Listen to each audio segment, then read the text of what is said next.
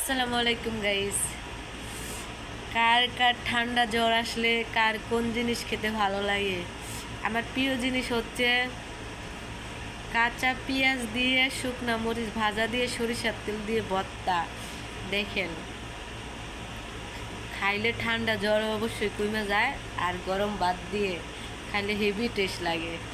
আমি তার জন্য এটা ভর্তা মানে এখন খাইতেছি। আমার মতো কার কার খাইতে ভালো লাগে চলে আসবেন। অবশ্য তার তার ঠান্ডা জ্বর সাইরে যাবে।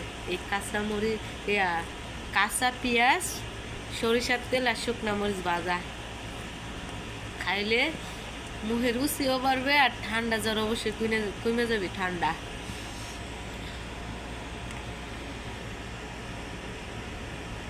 সেই স্বাদ।